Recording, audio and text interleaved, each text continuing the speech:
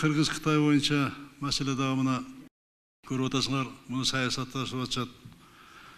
Бул эми мындай болбош керек. Кытай мамлекети бул биздин коңшубуз. Атабыз айтып кеткен, алыскы туугандан жакын коңшу менен жакшы бол деп. Алар бизге ошондой мамиле кылып атышат. Гранттарды берип атат. Кредиттерди каалашынча берип атат. Бирок алар берген кредит грантты кандай иштетип атат? Бул биздин мамлекеттин ичиндеги маселе.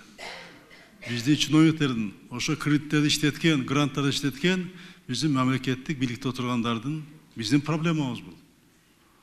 Аларга биз рахмат айтыш керек, ошону берип аткан бизге барын тең. Анан бул маселе биздин көзөмөлдө. Биз кантип эле ушуну барын тең эле жөн эле таштап коелу, таштап эле өз билгенден өстүн. Кирген чыккандын баары көзөмөлдө. Баары тең, бул иштеп атабыз, буну билебиз баарыбыз тең. Бул атайы саясатташырып, ушу мамилени бузганга бул ички күчтөрдүн кылган аракети, сыртты билбейм кимдери бар. Бирок иштен билем кимдери бар экенин. Алар ойлобосун, ушу менен бир нерсе кылабыз деп, баарын жооп кетип атабыз. Мамлекетте мыйзам, бийлик иштейт.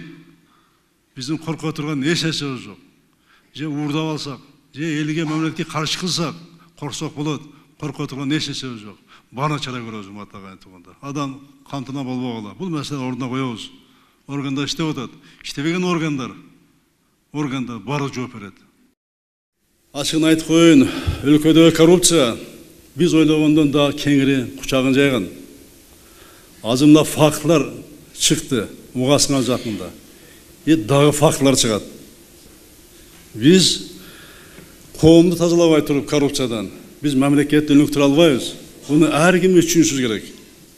Бул бир президент же укук органдар эмес, бул жалпы элдин иши болуш керек. Мен айттым го, коррупционер мактанып алып, арабызда жүрбөш керек. Коррупционер коркуш керек эл арасында жүргөнгө. Билинип калсам, жоопко тартылам деп коркуш керек. Элдин рызкын урдагандар кайра бере турган болуш керек. Коррупция менен күрөш токтобойт. Ал менин президенттик мөөнөтүндөгү эң артык сутуу багыт.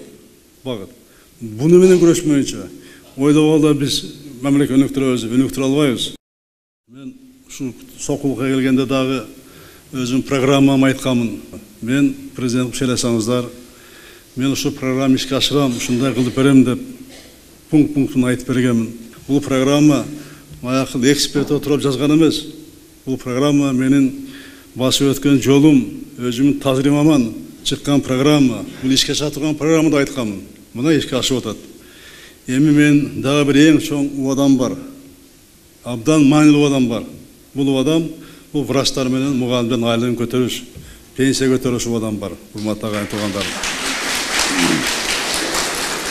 Мына быйыл врачтарга көтөрбөдүкпү? Биринчи октябрдан баштап врачтарга көтөрдүк. Эми кийинкиси буюрса стационардык медициналык кызматкерлердин айлыгы көтөрүлөт. Ал иштеп атышат бул боюнча. Мына министр отурат. Өкмөт башчысы менен да сүйлөшкөнбүз. Айлыктарды көтөрөм деген убадам, ушинтип ар жааты менен өз кезеги менен көтөрөбүз. Кийин кезек мугалимдерде болот, урматтуу агайын туугандар.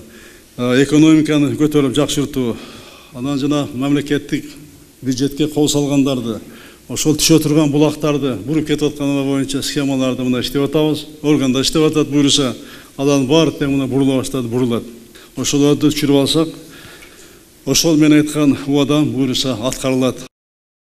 Биздик социалдык экономикалык өнүгүүбүздү тездетиш үчүн өлкөнү санариптештирүү өтө зарыл.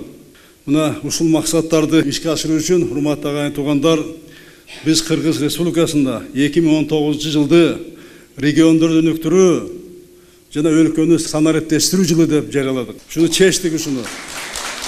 Ушуга санариптештирүүгө биз абдан катуу көңүл бурабыз и буну ишке ашырабыз.